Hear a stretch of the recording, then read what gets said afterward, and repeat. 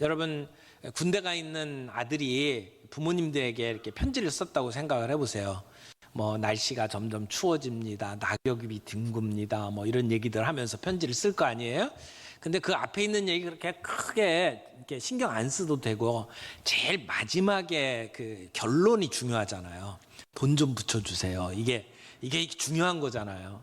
그러니까 편지에 있어서는 이 강조되는 부분이 뒷부분에 있는 것을 보게 됩니다. 오늘 우리가 베드로 전서를 보는데 베드로 전서의 주제가 세 가지라고 말씀을 드렸어요. 고소영, 기억나시죠? 고난, 소망, 영광, 이 세 가지를 이야기를 해요. 그래서 베드로전서 내용을 쭉 보게 되면 고난의 목적을 이야기합니다.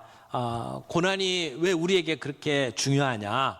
우리로 하여금 하나님에게 합당한 사람이 되어서 주님 오실 때에 영광 받도록 하기 위해서 고난을 이렇게 주셨다. 그래서 고난의 목적에 대해서 이야기하고 고난을 잘 감당했던 예수님을 우리에게 모델로 제시를 하고 있고, 그리고 그렇게 고난 받는 것이 우리에게는 축복이다라고 베드로가 이야기를 합니다. 그러면서 우리가 이 핍박받는 시대를 살아가게 되는데, 그런 시대에 우리는 나그네와 같은 인생을 산다. 나그네다. 근데 나그네로 이 길을 잘 걸어가려면 우리는 이 공동체가 중요하다. 이제 결론으로 가면서 이 공동체에 대한 이야기를 합니다. 그리고 오늘 본문에 들어가면 그 공동체가, 예수 믿는 나그네 공동체가 이 고난과 핍박 속에서 어떻게 잘 버티고 살아갈 수 있느냐라고 하는 이야기의 중요한 부분을 오늘 말하고 있는데, 그것이 뭐냐면 어려울 때에는 지도자가 중요하다. 지금 이 얘기를 하는 거예요. 공동체 안에 지도자가 얼마나 중요한지를 설명을 하는 거죠. 이 5장 1절은 사실은 그러므로라고 하는 말로 시작을 합니다. 우리 한글말 성경에는 그러므로라고 번역을 안 해놨어요. 근데 영어 성경을 보게 되면 therefore라고 하는 말로 시작을 하고 있거든요. 그러니까 앞부분에 지금까지 4장까지 했던 말을 이어가면서 우리가 살아가는 시대는 고난을 받고 핍박받는 시대다. 그때는 우리 공동체가 정말 중요하다. 그러므로 우리 교회 지도자들에게 이렇게 말한다. 이렇게 연결이 되는 거예요. 여러분, 어려울 때일수록 지도자가 중요하잖아요. 2차 세계대전 때 영국을 이끌어갔던 그 위대한 지도자, 여러분 윈스턴 처칠이라고 하는 사람 알고 계시죠? 독일에서 그 폭격기가 와가지고 런던 시내를 완전히 초토화시키고 있던 그때, 전쟁에서 이길 것 같지 않고 너무너무 힘든 그러한 때, 그때 처칠이 수상이 됐어요. 그리고는 사람들 앞에 연설을 합니다. 이 처칠이 의회에서 했던 연설들을 보면 이런 얘기를 해요.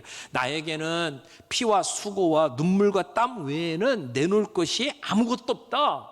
이렇게 영국 사람들에게 이야기를 하면서 어떤 대가가 어떤 것이든지 간에 우리들은 싸울 것이다. 바닷가에서 싸울 것이고, 상륙 지점에서 싸울 것이고, 들판과 시가지에서 싸울 것이고, 구릉지에서도 싸울 것이다. 우리는 결코 항복하지 않을 것이다. 처칠이 했던 그 연설 가운데 유명한 말 있잖아요. Never, never, never give up. 절대 포기하지 말아라, 항복하지 말아라 라고 이야기를 하면서 사람들을 북돋았어요. 그래서 폭격이 있던 곳마다 찾아가고, 그리고 거기서 사람들에게 연설을 하면서 사람들을 용기를 북돋아 일으키고, 그래서 2차 세계대전에 연합국이 승리로 이끄는데 엄청난 공헌을 했죠. 지도자가 중요합니다. 근데 세상에서 지도자도 중요하지만 신앙을 가지고 살아가는 우리의 삶 속에 예수 믿는 것 때문에 점점 핍박이 있고 고난이 있는 이 시대를 살아갈 때에 우리 교회 공동체의 지도자가 정말 중요하다라고 이야기를 하는 게 베드로의 말씀입니다. 우리의 진정한 지도자는 예수 그리스도시죠. 그래서 베드로가 너희가 전에는 양과 같이 길을 잃었는데 이제는 너희의 영혼의 목자와 감독이신 주님께 돌아왔다. 그래서 우리가 우리의 진정한 지도자는 예수 그리스도다 이렇게 이야기를 합니다. 그런데 그 예수 그리스도, 우리의 목자 되신 주님께서 우리 가운데 지도자들을 세우셨어요. 그리고 양떼를 맡기셨어요.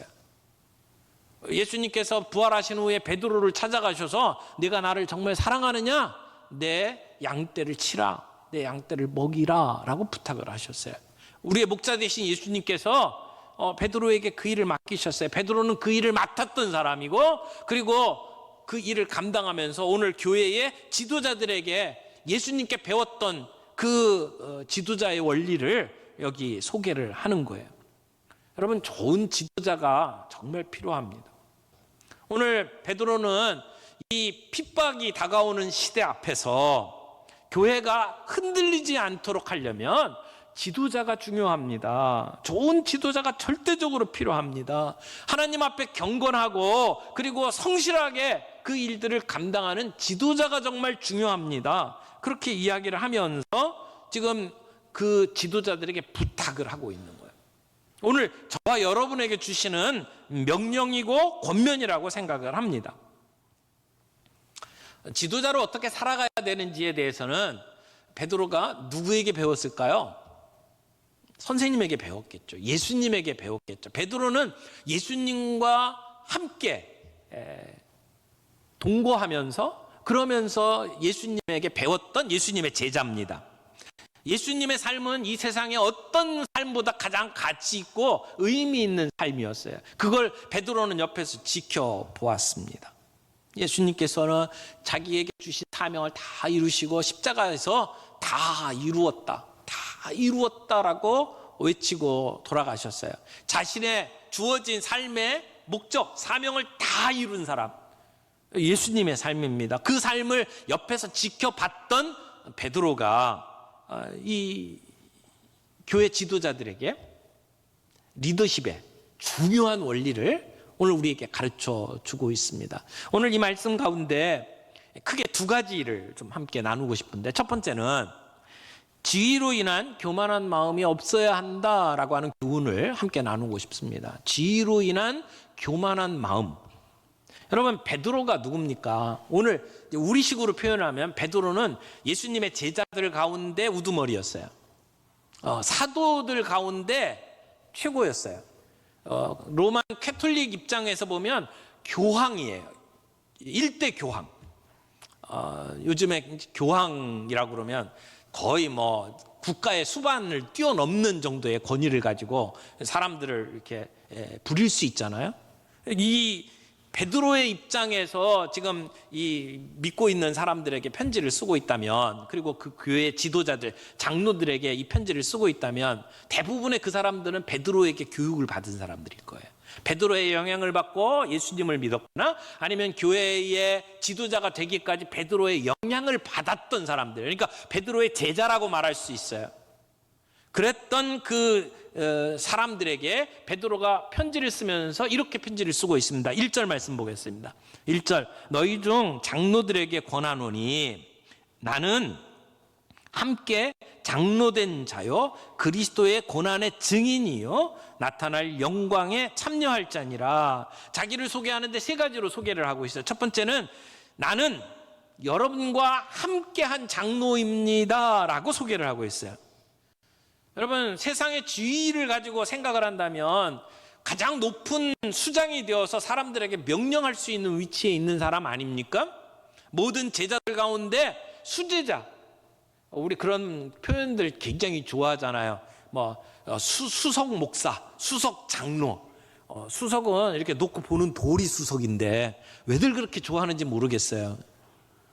여러분, 그런 식으로 따진다면 사람들 앞에서 나 수제자야 이렇게 얘기할 수 있는 위치에 있는 베드로 아닙니까? 어깨에 힘을 주고 그리고는 근엄한 목소리로 내가 너희한테 명하노니 이렇게 얘기할 수 있지 않아요? 그런데 베드로는 자기가 가지고 있던 그 위치로 인해서 교만하지 않았어요. 그리고 이 편지를 쓰면서 뭐라고 이야기합니까? 나는 여러분과 같은 동료입니다 라고 이야기를 하는 거죠. 이것이 성숙한 지도자들이 갖고 있는 특징이에요. 조금만 높은 자리에 있으면 목에 기부수한 것처럼 어깨가 펴지고 그리고 사람들 앞에 지시하는 그런 지도자가 아니란 말이에요. 성숙한 지도자는 나를 통해서 영향을 받은 사람들이 자라나기를 원합니다. 그들이 나와 동등된 위치에 설 때까지 기다려줍니다. 그리고 그들이 일할 수 있도록 자리를 깔아주고 자기는 뒤로 물러설 줄 아는 지도자, 그게 성숙한 지도자죠. 근데 높은 위치에 있는 사람들이 종종 교만의 죄를 짓습니다. 교만은 우리 하나님이 가장 싫어하는 죄 중에 하나예요. 그래서 교만은 패망의 선봉이라고 이야기하지 않습니까? 조금만 높은 자리에 올라오고 조금만 사람들이 인정해 주기 시작하면 사람들이 교만해지기 시작을 해요. C.S. 루이스가 교만에 대해서 이야기를 하면서 이런 말을 했어요. 교만한 사람일수록 다른 사람의 교만을 싫어한다. 여러분, 겸손한 사람은 다른 사람이 내 앞에서 교만을 떨어도 그것 때문에 크게 상처받지 않아요. 근데 교만한 사람 앞에 누군가 교만을 떨면 너무너무 힘들어요. 내가 교만한 사람인지 겸손한 사람인지 어떻게 알 수 있냐면 누군가가 내 앞에서 교만을 떨 때 내가 어떻게 반응하는지를 보면 알 수 있대요. 사람들이 내 앞에서 이렇게 사람들을 부리고 이렇게 좀 교만을 떨고 자기 자랑하고 그게 내 속에 막 쓰리고 아프면 내가 교만한 사람인 거예요. 여러분, 교만은 결국은 자기 사랑이고 자기 숭배예요. 나를 높이는 거죠. 하나님의 이름을 높이기보다는 나를 높이기를 원하는 게 교만이죠. 그래서 교만한 사람일수록 내가라고 하는 말을 자주 씁니다. 내가 해줄게. 내가 했어. 내가 할 수 있어. 나를 드러내려고 하는 거죠. 겸손하게 주님을 섬기는 자.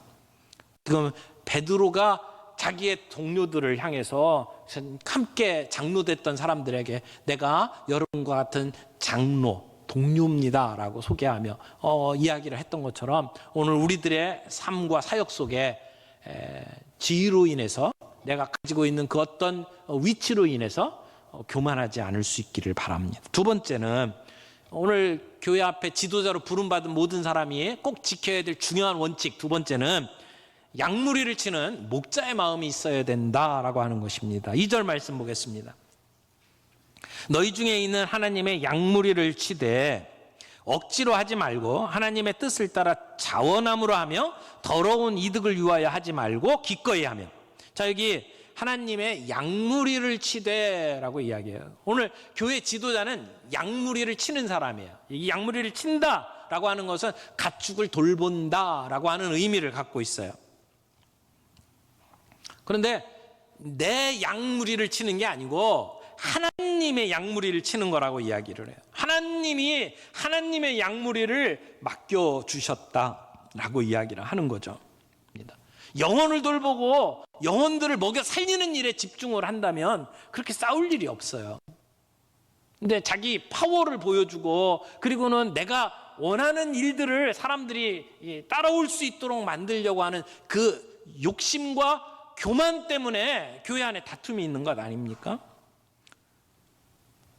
사도 바울이 이제 그 에베소에 있는 장로들을 불러서 말씀을 나눌 때에도 사도행전 20장 28절에 보면 여러분은 여러분 자신을 잘 살피고 그리고 양떼를 잘 보살피십시오라고 권면을 해요. 그럼 지도자는 양떼를 돌보는 일들을 감당해야 된다는 거죠. 우리 형제 자매들이 먹고 살 수 있도록 도와줘야 돼요. 뭘 먹는 거예요? 하나님의 말씀을 먹을 수 있도록 도와주는 거죠. 여러분, 우리 교회 안에 성도들은 하나님의 약물입니다. 내 약물가 아니에요. 하나님이 맡겨주신 약물이에요. 오늘 내게 하나님이 순원들을 맡겨주셨으면 그 순원은 내 순원이 아니에요. 하나님의 순원을 나에게 맡겨주신 거란 말이에요. 내 소유가 아니에요. 그러므로 함부로 대해서는 안 됩니다. 소홀히 대해서도 안 됩니다. 여러분, 우리 교회 안에서 뭐 이런저런 훈련도 하고 양육을 하잖아요. 근데 그 모든 제자 훈련, 사역 훈련, 무슨 양육 모든 것들의 그 최종 목표점이 뭐냐? 양떼를 돌보는 지도자를 세우는 일이에요. 그 내가 훈련을 잘 받았느냐, 못 받았느냐의 그 판가름은 뭘로 알 수 있나요? 내가 양떼를 돌보는 사람이 됐느냐 아니냐를 보면 아는 거예요. 하나님은 교회 지도자들을 양떼는 돌보는 일로 부르셨다라고 하는 것 우리가 기억해야만 합니다.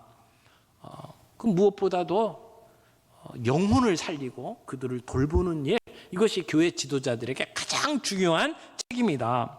그러면 이런 목자로서 양떼를 돌보는 자에게 필요한 삶의 태도, 사역의 태도는 뭘까요? 세 가지를 여기 이야기하는데, 첫 번째는 의무가 아닌 자원함으로 섬기십시오라고 권면합니다. 2절 말씀 봅니다. 너희 중에 있는 하나님의 양무리를 치되, 그 다음에 뭐라고 그랬어요? 억지로 하지 말고, 의무감이 아니고 억지로 하지 말고 하나님의 뜻을 따라 자원함으로 하며 자진해서 하라고 이야기를 합니다. 여러분, 하나님께서 우리에게 양무리를 맡기셨을 때에 억지로 하지 말고 자원함으로 하라고 이야기를 해요. 그런데 사실 우리 가운데 많은 분들이 순장 역할을 맡고 이제 교회의 교사, 멘토로 일을 맡게 되는 모습을 보면 제가 할게요. 그리고 자원해서 오는 사람 많지 않아요. 그 자리가 펑크가 나가지고 한 사람이 필요하니까 당신 와서 해달라. 그래가지고 끌려가고 일을 하는 사람이 굉장히 많거든요. 순장을 해라 그러면 전 못해요 막 계속 뒤로 빼다가 억지로 그 일을 맡는 경우들이 참 많이 있거든요. 그런데 성경에서는 뭐라고 얘기합니까? 억지로 하지 말고 자원함으로 하라, 이렇게 이야기를 해요. 여러분, 우리가 주님이 맡겨주신 일들을 처음에 맡을 때는 억지로 맡았다고 하더라도 우리는 하나님이 내게 주신 그 일들을 자원하는 마음으로 감당해 나갈 수 있어야 된다.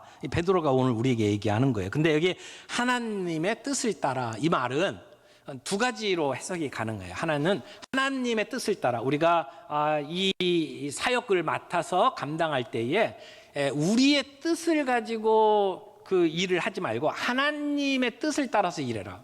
이 교회에서 내 뜻대로 해야만 속이 시원한 사람들이 종종 있어요. 내 주장만 강조를 하는 거죠. 이것이 정말 하나님의 뜻일까? 다른 사람의 이 의견을 들으면서 다른 길도 있을 수 있을 텐데 마음을 열어놓고 함께 대화를 하는 게 아니라, 내가 그래도 내가 교회의 설립자고 내가 교회의 장로인데 내 말대로 해야지, 이렇게 주장하는 사람들이 종종 있잖아요. 그래서 교회가 어려움을 겪는 경우가 얼마나 많이 있어요.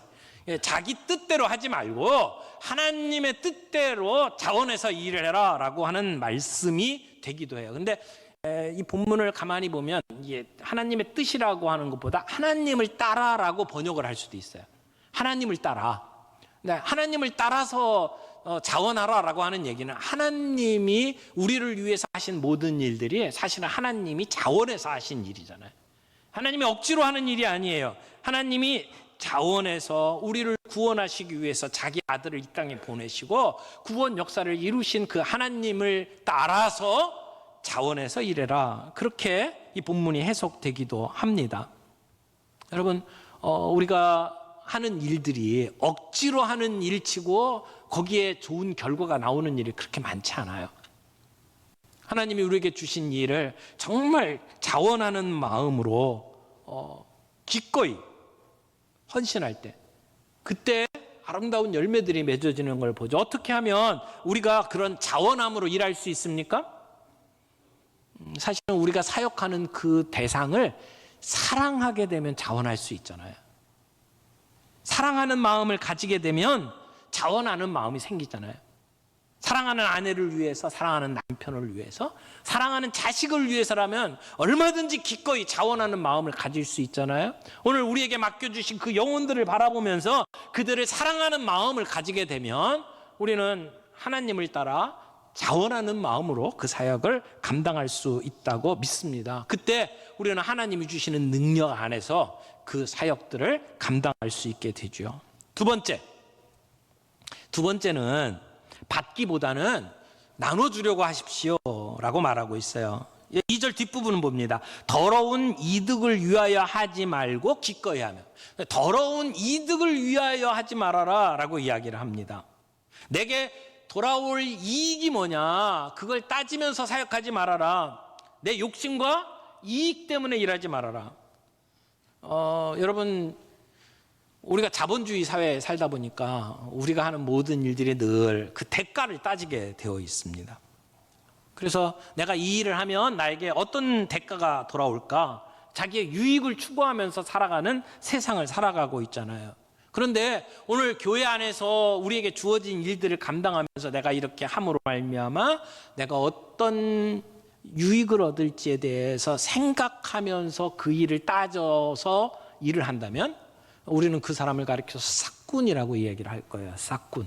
돈 받고 일하는 사람. 내가 하는 만큼 대가를 요구하는 사람. 자칫하면 우리가 그런 삭군이 되기가 쉽습니다. 내가 더러운 이익을 위해서 일하는 것이 아니라 기꺼이 진실함을 가지고 그들에게 나눠주는 사역을 감당할 때에 우리를 통해서 하나님이 일하시는 놀라운 역사를 우리가 경험하게 될 줄로 믿습니다. 세 번째는요, 지배하려고 하기보다는 본이 되십시오 라고 이야기를 해요. 자, 5장 3절 말씀입니다. 3절에 보면 맡은 자들에게 주장하는 자세를 하지 말고 양무리의 본이 되라. 여러분, 지도자는 어떻게 양무리를 먹여 살려야 합니까? 주장하는 자세를 하지 말고 지배하려고 하지 말고 대신 본이 되십시오 라고 이야기를 합니다. 여러분, 세상의 리더십은 지배하는 리더십이에요. 군림하는 리더십이에요. 그래서 세상 이방 왕들과 똑같이 지배하거나 군림하려고 하지 말고 너희는 섬기는 자가 되라. 예수님의 리더십이에요.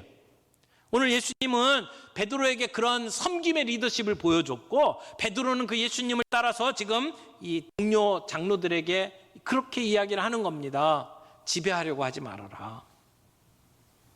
구약 성경에서도 왕과 선지자들을 뽑을 때 그 조건 중에 하나가 너희 형제 중에서 세우라고 얘기를 해요. 형제 중에서 세우래요. 왕과 선지자들을. 그 얘기는 다른 이방 나라 사람들을 데려다가 세우지 말고 또는 이방 나라의 그러한 우상 종교에 물든 사람들을 세우지 말고 그런 의미도 있습니다만은 사실은 왕을 세우고 선지자를 세워도 그들이 특별한 사람이 아니라 우리 백성 가운데 한 사람이다. 우리가 똑같은 사람이다. 라고 하는 것을 이야기하는 내용이라고 생각을 합니다. 우리가 교회 안에 지도자를 세우는 것도 따지고 보면 우리 같은 지체 중에 하나일 뿐이지 그 사람들의 그 신분이 높고 낮은 게 아니란 말이에요. 우리 교회에 목사가 세워지고 장로가 세워졌다고 해서 그 사람은 어떤 특별한 위치에 있는 사람이 아니라 다 우리 같은 형제고 자매입니다. 라고 하는 얘기죠. 오늘 우리 교회가 사역을 할 때에 지배하는 리더십, 사람들을 위해 군림하는 리더십이 아니라 섬기는 리더십을 보여줘야 된다. 우리의 삶의 모본을 보여줘야 된다. 그럴 때 우리에게 주어지는 대가가 뭡니까? 4절이에요. 4절. 그러면 목자장이 나타나실 때에 시들지 아니하는 영광의 관을 얻으리라. 주님이 우리에게 그런 영광의 관을 주신대요. 여러분, 운동선수들이 옛날에 올림픽에서 이기면 이 월계관을 씌워줬잖아요. 근데 그 월계관은 금방 시들어요. 근데 우리 주님이 목자장이 주시는 그 영광의 관은 시들지 아니하는 것이래요. 그게 무슨 말이에요? 우리의 수고를 영원히 기억해 주시겠다라고 하는 말이에요. 오늘 우리가 순원들을 위해서 기도하며 마음의 상처를 입으면서도 그들을 섬기고 그럴 때에 우리의 수고, 우리의 헌신 주님이 영원토록 기억해 주시겠다. 주님이 우리의 수고를 영원토록 기억해 주시겠다고 말씀을 하는 겁니다. 그 일이 그만큼 중요하다는 얘기죠. 사랑하는 성도 여러분, 우리 주님이 우리의 수고를 절대 잊지 않으신다고 이야기를 합니다. 그리고 영원토록 기억해 주시겠다고 이야기를 합니다. 그 주님, 오늘 우리를 그런 자리에 세우셨어요. 내게 맡겨주신 영혼들을 잘 먹이고 살리고 사람을 세우는 일에 우리를 부르셨어요. 그 일에 귀하게 쓰임받는 저 여러분들이 되기를 바랍니다. 그러려면 교만하지 않고 겸손하게 우리가 주님 앞에서 우리의 사명 감당해 나가기를 원하고 억지로 하지 말고 자원하는 마음으로 우리가 그 사역들을 감당해 나가기를 원합니다. 그리고 우리가 지배하려고 하지 아니하고 삶의 모본을 보이면서 그들에게 거룩한 영향을 끼칠 수 있는 저와 여러분들이 되기를 바랍니다. 우리 가운데 그렇게 헌신함으로 말미암아 아름다운 사람들이 세워지는 역사를 우리가 함께 보고 그런 부흥의 역사에 동참할 수 있는 저와 여러분들이 되기를 바랍니다.